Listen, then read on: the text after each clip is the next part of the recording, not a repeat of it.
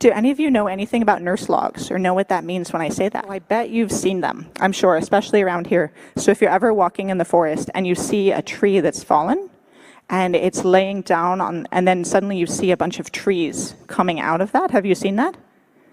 And that's so interesting, right? Because you can see that when the trees die, they don't just disappear. They actually go back down into the earth.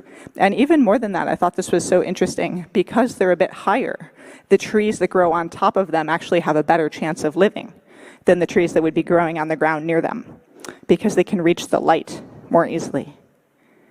And the nurse logs actually have 5 times as many nutrients once they die and go into the ground than they do when they're standing.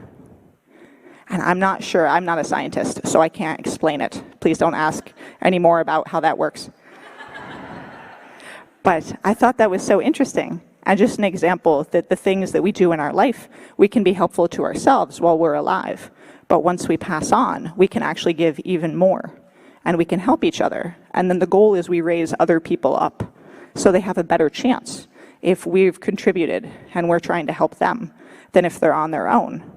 So nothing actually disappears. We all are in this interconnected system. And we can help each other more that way than if we're just doing things for ourselves.